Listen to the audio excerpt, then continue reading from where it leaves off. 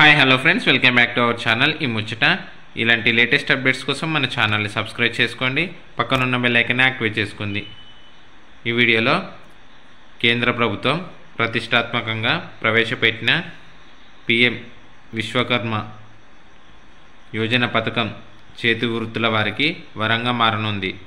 యాంత్రీకరణలో భాగంగా ఉపాధి కోల్పోయి ఆర్థికంగా చతికిలబడ్డ చేతి వృత్తులకు చేయూతనందించేందుకు కేంద్ర ప్రభుత్వం ముందడుగు వేసింది. పిఎం విశ్వకర్మ యోజన పథకం కింద లబ్ధిదారులను ఎంపిక చేయడంతో పాటు వారికి నైపుణ్య శిక్షణ ఇచ్చి ఆర్థికంగా చేయూతనందించాలని ప్రభుత్వం సంకల్పించింది. ఇందులో భాగంగానే 18 రకాల చేతి వృత్తుల వారికి ఈ పథకం కింద దరఖాస్తు చేసే అవకాశం ప్రభుత్వం కల్పించింది. పిఎం విశ్వకర్మ అమలుకు సంబంధించి గ్రామ పంచాయతీల్లో నోడల్ పంచాయతీ కార్యదర్శులను రాష్ట్ర ప్రభుత్వం నియమించనుంది. ఆర్థిక సాయం ఏ విధంగా చేస్తారంటే, ఈ పథకం ద్వారా ఎంపికైన లబ్ధిదారులకు శిక్షణ పొందేందుకు గాను 10,000 రూపాయలు, పనిముట్లు కొనుగోళ్లకు 10,000 రూపాయలు ప్రభుత్వం ఉచితంగా అందించనుంది. శిక్షణ పూర్తి చేసుకున్న లబ్ధిదారులు మొదట విడత ఆర్థిక సహాయం కింద 1,00,000 రూపాయల బ్యాంక్ ఖాతాలో జమ చేయనుంది. తర్వాత ఈ 1,00,000 రూపాయలు 18 నెలల్లో చెల్లించిన వారి ఖాతాలో రెండో విడత 2,00,000 రూపాయలు ఆర్థిక సహాయం చేస్తారు. ఈ మొత్తాన్ని 36 నెలల్లో తిరిగి చెల్లాల్సి ఉంటుంది. ఎలాంటి తాకట్టు లేకుండా ఈ పథకం ద్వారా ఆర్థిక సహాయం అందించనుంది.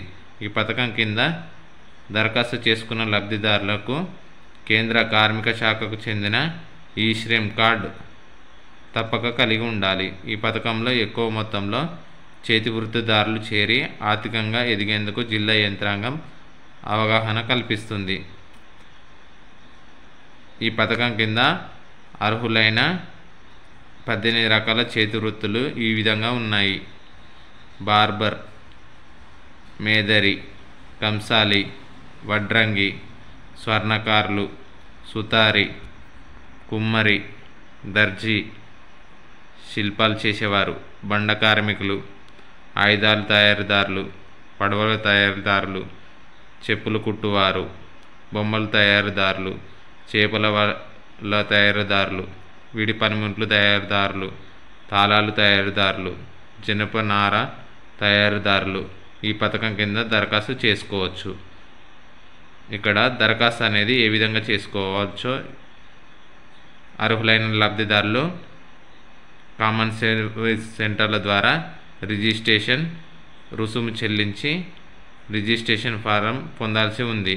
ఈ పథకం నమోదు చేసుకున్న దరఖాస్తులు తమ ఆధార్ కార్డ్, ఫోన్ నెంబర్ తప్పనిసరిగా అనుసంధానించబడి ఉండాలి. దరఖాస్తుదారు వేలిముద్ర ద్వారా మాత్రమే రిజిస్ట్రేషన్ ప్రక్రియ ప్రారంభమవుతుంది. దీనికి కనీస వయసు వచ్చేసి 18 సంవత్సరాల నుంచి 65 సంవత్సరాల లోపు చేతి వృత్తులు దరఖాస్తు చేసుకోవచ్చు. ఈ పథకం అమలుకు సంబంధించి పంచాయతీలో పంచాయతీ కార్యదర్శులను రాష్ట్ర ప్రభుత్వం నియమించనుంది. ఎంఎస్ఎంఈ డెవలప్మెంట్ కమిషన్ ఈ పథకం మార్గదర్శకాల అనుగుణంగా రాష్ట్ర ప్రభుత్వం ఈ పథకం అమలయ్యేలా చూడాలని రాష్ట్ర ప్రభుత్వం పంచాయతీరాజ్ గ్రామీణాభివృద్ధి శాఖ కమిషన్ ఉత్తర్వులు తెలపడం జరిగింది. ఈ పథకంలో ఎంపిక ప్రక్రియ అనేది